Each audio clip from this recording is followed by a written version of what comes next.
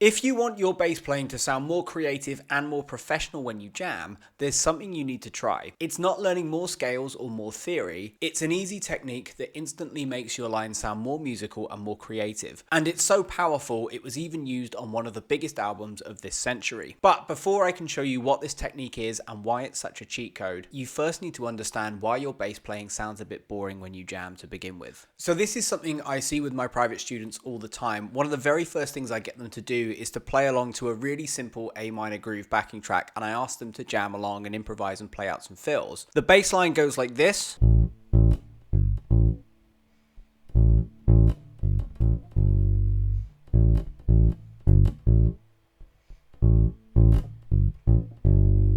And when they end up jamming along, they play something that sounds like this.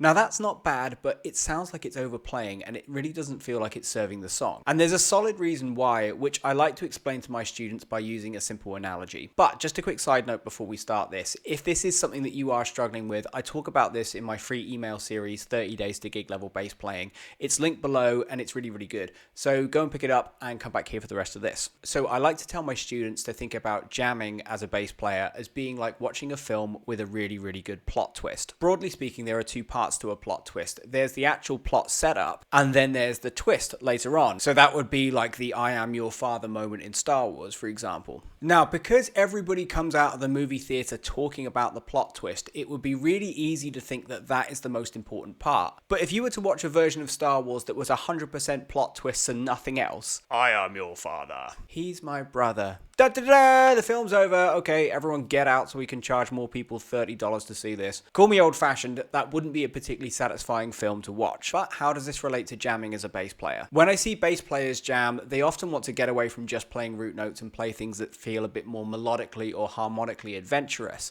But when they do that, they overplay like in our first example. And when they do this, they are doing the bass playing equivalent of letting us watch a film that is all plot twists and no setup. And when those moments don't go to plan, they retreat back to root notes because that is what feels safest. And that is why their playing feels a bit boring. So if you're struggling to use more than just root notes when you jam, the reason why is because you don't know how to set these moments up yet. It's not because your ideas are bad. But the good news is that is exactly what we're going to study next. So we're going to do this in two parts. In a minute, I'm going to show you how to deliver a perfect plot twist moment in your bass playing. But before we can do that, we first need to know how to establish the perfect setup. And the best way to do that is by studying a bass line that nailed both of these concepts on one of the biggest albums of this century. No, I'm not the man I used to be lately. See, you met me at an interesting time. And if my past is any sign of your future, you should be warned before I let you inside. So the song we're going to study is Don't Trust Myself by John Mayer, and famously there are two bass players on this. There's Pino Palladino, who plays the higher part, and then there's Willie Weeks, who plays the bit that we're going to study, which is the low root notes. Now, to understand why this bit is so perfect, we need to go back to our plot twist analogy for a minute. So when you watch a film like Star Wars, often the opening half an hour or opening 20 minutes are taken up by what's called the setup. Now, this is often the part that is taken up with the most basic information of the film. So, for example, we need to learn as viewers that Darth Vader is the bad guy, so we see him doing loads of bad guy stuff at the start. We need to learn that Luke Skywalker is the innocent, heroic good guy, so we see him being really innocent and doing good guy stuff. It might feel obvious at first, but really, this is helping us as viewers get oriented. And this is exactly what Willie's bass playing is doing a brilliant job of in the first verse and chorus of this John Mayer song. So most of this song is a really simple 3-chord loop. It goes from A minor to C major to F major.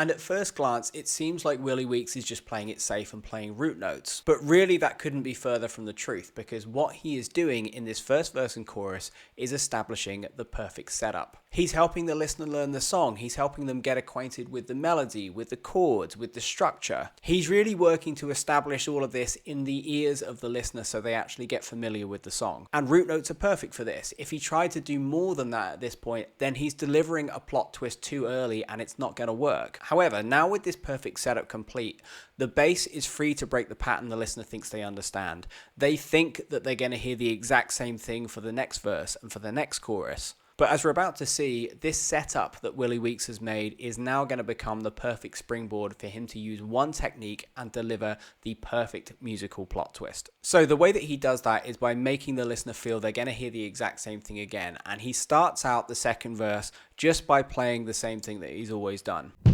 I will beg my way into your garden, and then I'll break my way out when it rains.